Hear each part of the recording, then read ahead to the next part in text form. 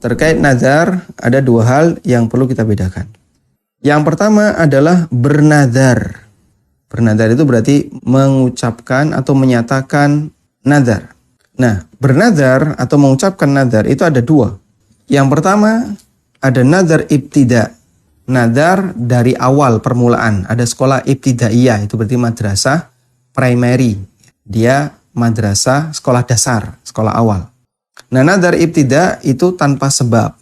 Misalnya ada orang yang bernazar, ya, besok saya akan puasa hari Rabu.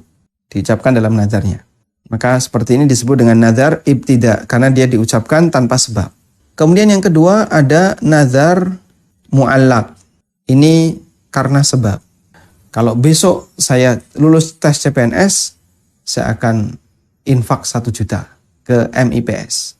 Maka ini berarti nazar yang bentuknya mu'allaq, dia dikaitkan dengan sebab tertentu. Lalu hukum nazar sendiri gimana? Untuk nazar ibtida, hukum asalnya makruh. Maka sebaiknya tidak perlu dilakukan.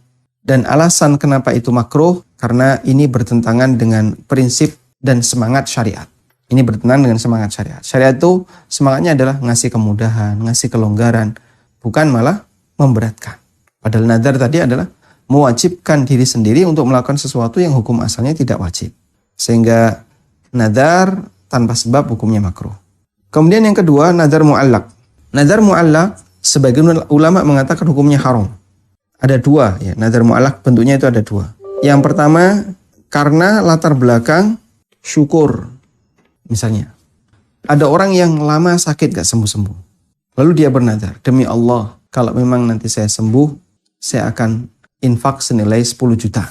Dan dia mengucapkan itu dengan latar belakang bersyukur. Terima kasih ya Allah sudah disembuhkan dari penyakit. Lalu dia bernazar dengan mau infak 10 juta.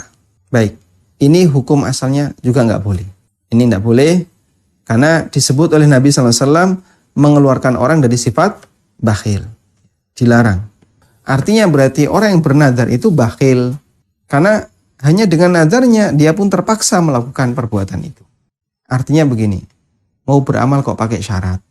Mau infak 1 juta kok harus pakai syarat sembuh dari sakit, lulus tes CPNS. Mau beramal aja kok pakai syarat. Makanya dia disebut mengeluarkan dari sifat bakhil. Yang kedua, hukumnya bisa sampai pada tingkatan mengambil sebab yang bukan sebab, ya, atau kena pengaruh syirik kecil. Yang kedua hukumnya terlarang ketika bentuknya adalah nazar itu diyakini bisa jadi sebab terwujudnya harapan. Sehingga tadi ya, biar kamu lulus CPNS, nazari. Biar kamu itu cepat sembuh, nazar. Biar nanti UN kamu lulus dengan nilai bagus, nazar. Itu umum di masyarakat. Ini masuk dalam kategori mengambil sebab yang bukan sebab. Makanya disebut dengan nazar mu'allaq karena dia digandengkan dengan kejadian tertentu. Ada sebabnya.